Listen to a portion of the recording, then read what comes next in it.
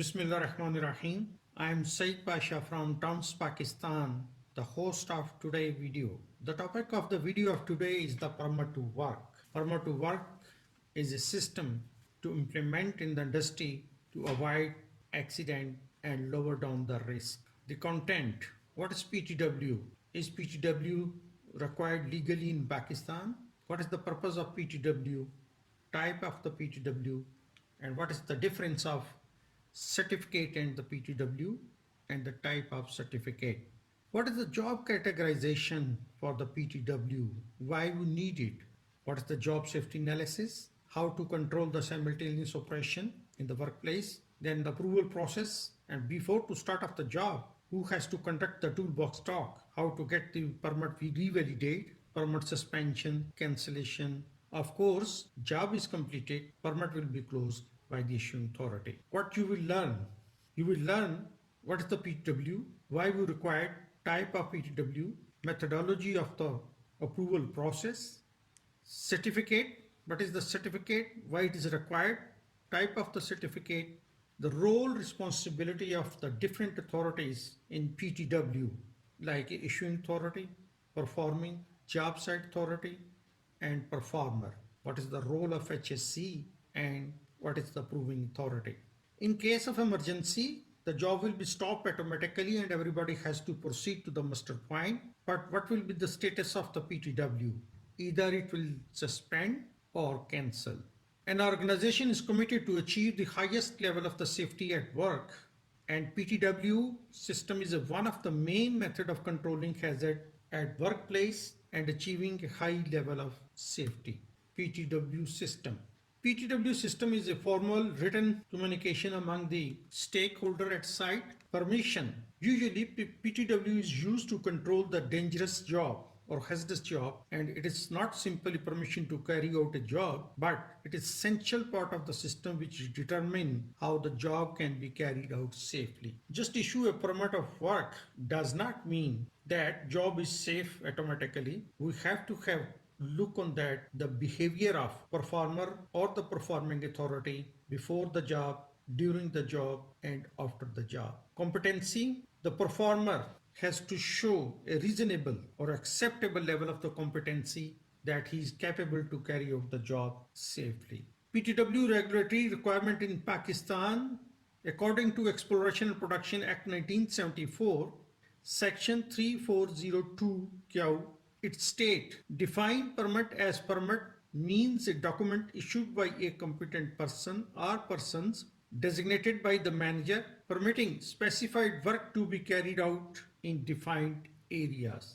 And Section 3402 defines no person shall carry or have in his possession in a hazardous area any match, smoking apparatus or any apparatus of any kind or striking a light except when so authorized in writing by a permit. Section 345, it defines no person shall make naked light or fire or weld in hazardous area except under a valid permit, and suitable notices shall be posted to this effect. So as per this act, it's legally required PTW has to issue to complete the hazardous job before the start of job. The purpose of the PTW is to authorize to do a specific work by using specific equipment, procedure in specific conditions with specific time and date, just to make sure that the safe execution of tasks to prevent accident like fire, spill, equipment, acid, environment damage, personal injury, and company reputations. PTW is a written official document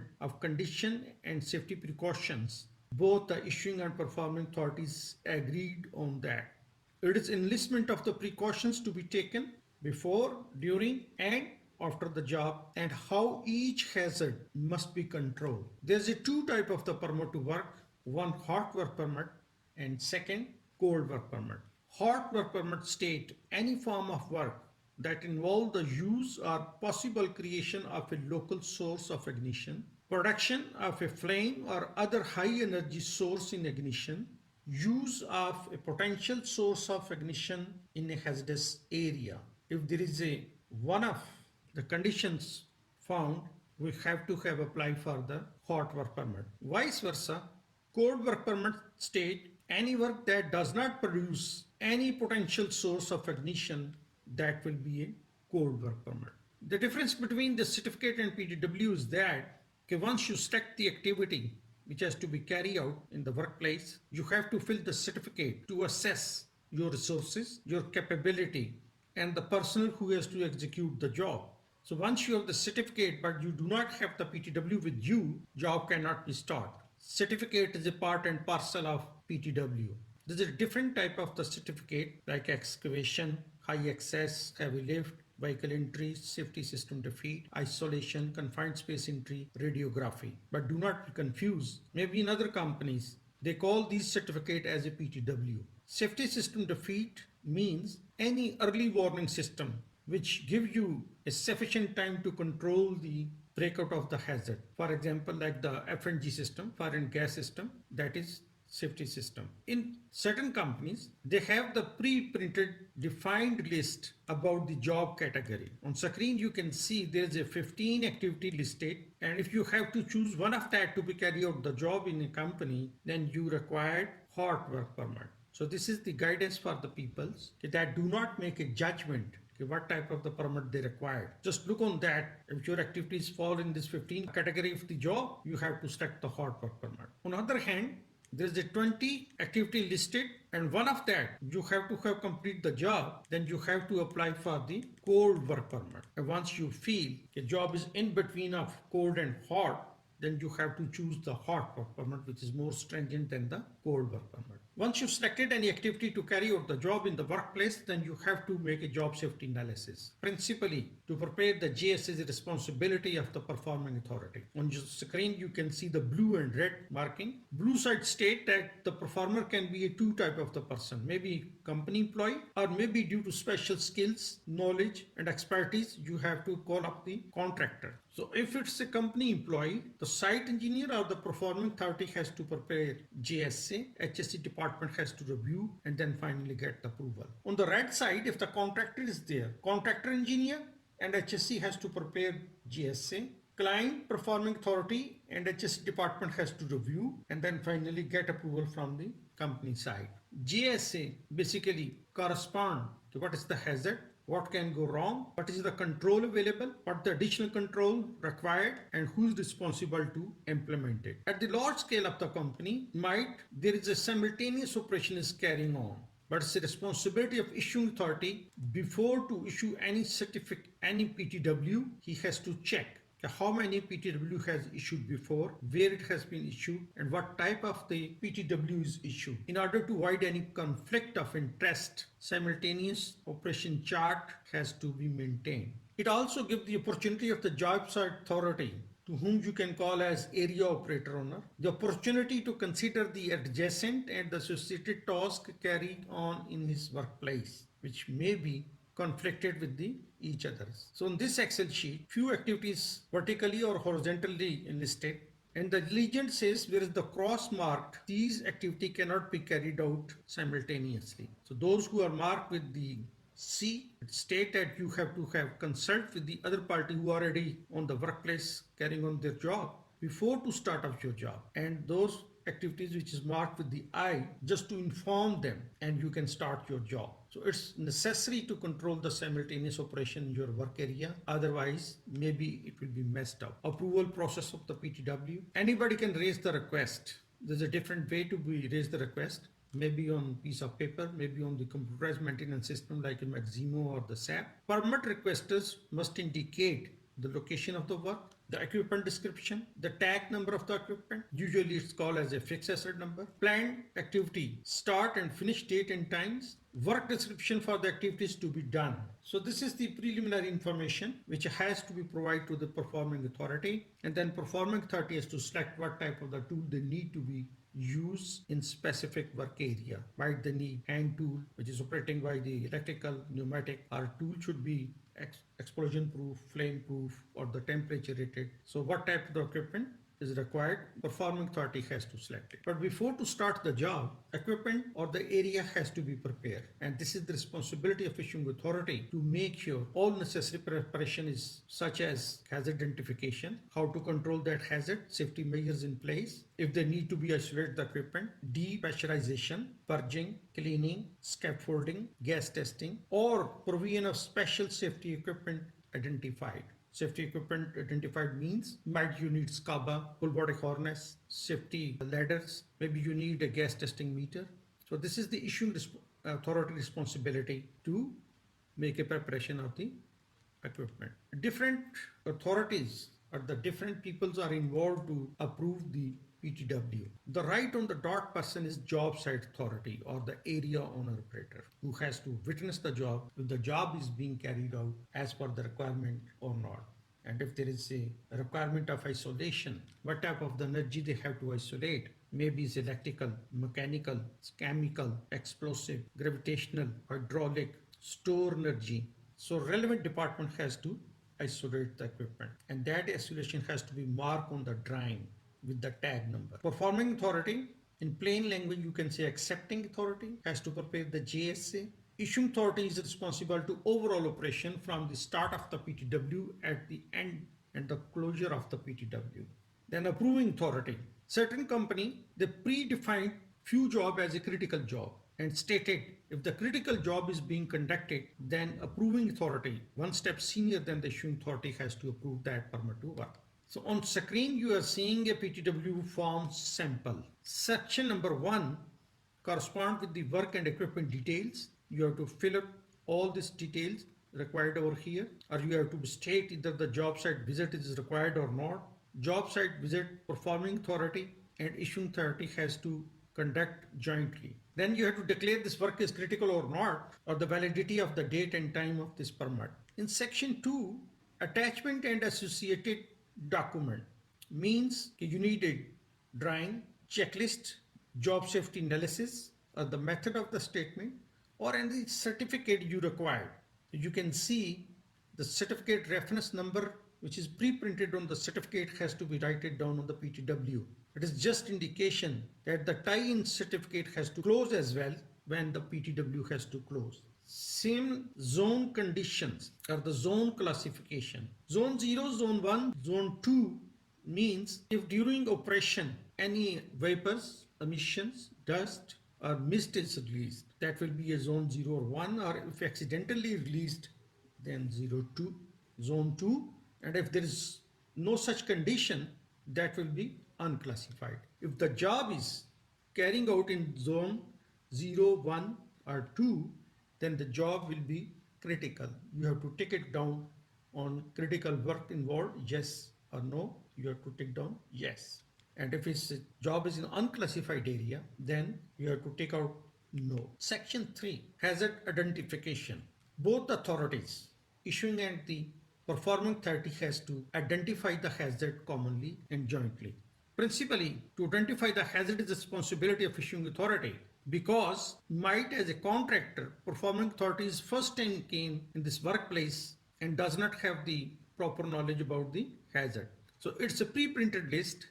You can mark out any one of that is applicable on your job. And if it's not, then you write it down separately on the hazards which you identified and not listed over here.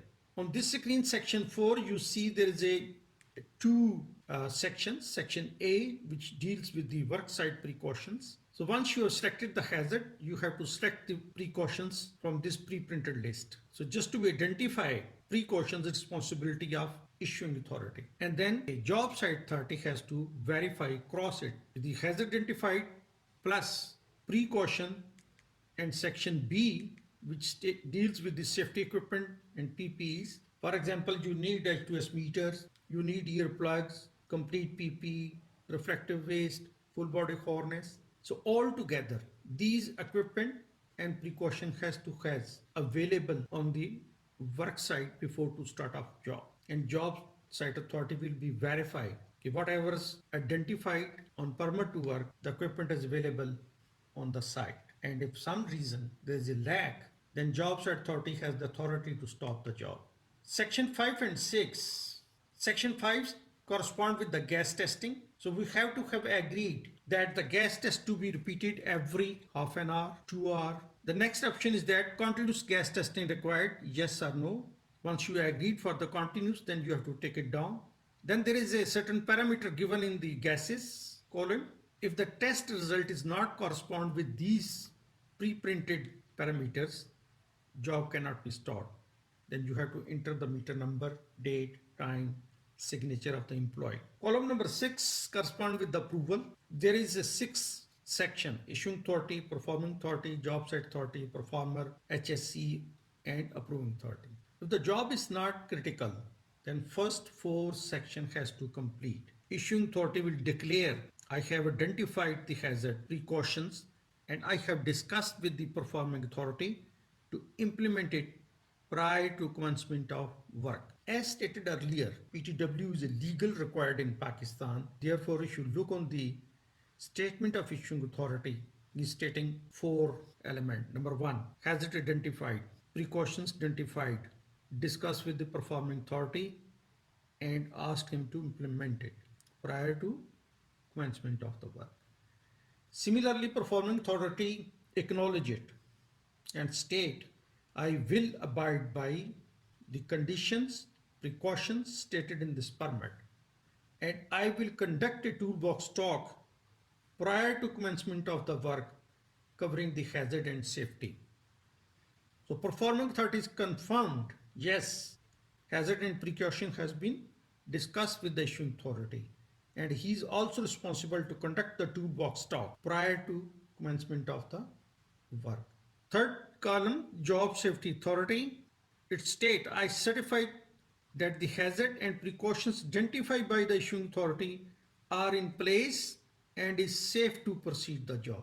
So if you carefully look on this statement, it's very clearly stated to identify the hazard and precaution is the responsibility of the issuing authority and the safety equipment which identified. So altogether everything is available and then they can proceed the job. Performer, who actually has to conduct the job, is the same statement of the performing authority. But once the job is involved in critically, then HSE advisor has to verify. On the basis of that, approving authority has to approve it. Section number 7, performing authority change. If there is any change in the performing authority or any change on the permit to work, issuing authority has to endorse that. And if there is a shift change, so going off or coming in, they have to have sign over here. In this column, you are saying a day 1 to day 7 means this permit is valid for the 7 days maximum. And due to 7 days, there is a 14th shift. So each shift has to sign and issuing authority has to endorse it. Section number 9, either the permit can be suspended or permit can be closed. Once the permit is closed, performer has to sign off, job site authority has to sign off, then performing authority has to declare. It states that I declare that the work for which this permit was issued has properly performed and work site has been left in a clean, clear and safe condition. So there's a 2 situation, either the job is complete or job is incomplete. Once the job is complete, issuing authority will close the permit. But if it's incomplete, then you have to state under which conditions the job is incomplete. And same like that, if the job is closed, permit will be closed straight away. But if the permit has to suspend, then we have to mention the reason why the permit is suspended. For example, during the job there was a new hazard is introduced and we do not have the expertise or the special skills or special equipment at site to be controlled that new hazard. Maybe the job is in open area, there was an excavation, but there is a heavy rain and the area is flooding. Obviously, we have to leave the area or permit will be suspended. Once the permit is suspended, then there is another question. If there is any isolation, what we have to do with that? Either we have to intact the isolation or remove that. So on the prevailing situation, issuing authority has to decide. So once you reach on the workplace to start your job, before to start of job, toolbox talk. To conduct the toolbox talk is the responsibility of performing authority and performer. They have to discuss with their team members at least work plan, what is the JSA, what type of the hazards they have identified, and what type of the precautions is in place. In case of emergency response, the role and responsibility of the individual of the team member. The TBT must be repeated and documented on each shift change. If the job is not completed in the stipulated time, then we have to get the revalidation. Even the permit validity is for the 7 days, but on each shift it has to revalidate. In case emergency or maybe emergency alarm is going on, all permit on site will be suspended automatically. But after the clear alarm, all permit will be revalidated by the issuing authority. PTW, as we discussed earlier, either it can be suspend or cancellation. So in case of emergency alarm, all the permit on the site will be suspended. But to suspend the permit to work, verbal communication is not acceptable, except in the event of an emergency. Otherwise, performer, job site authority, performing authority, and issue authority has to sign on the permit to suspend the permit. Similarly, if there is emergency and they have to conduct some job which required the permit to work, they can conduct the job without obtaining the PTW. But once the emergency is over, then permit to work process has to complete. To suspend a permit, the performing authority will check that the work site has been left in a safe, clear, clean, and tidy condition. And in case the work condition is changed, the permit may be cancelled. If the job is finished, PTW will close. First, the performer has to sign off.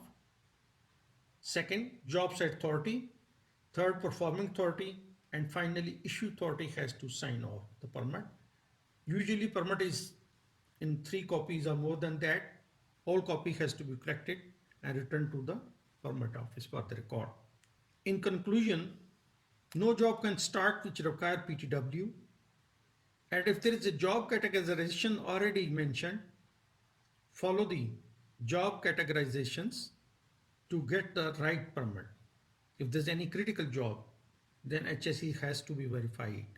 Only those people can sign the permit to work which has received and qualified permit to work training. On the basis of that, management decide who is issuing authority and who is performing authority and who is performer or who is the job site authority. If there is any change on PTW, must be endorsed by the issuing authority. JSA and TBT has to conduct by performing authority. Gas testing and isolation is responsibility of the relevant department. If required, any certificate to be attached and its number must print on PTW. So properly close the permit to work. Job site authority, performing authority, issuing authority has to sign. So as an employee, you have the right to intervene once you observe that job is not going to be as per PTW. Maybe there's a shortcut. So then it's your prime responsibility. You have to have intervene and discuss with the peoples and remind them to carry out their job as per PTW precautions and hazard listment. Thank you.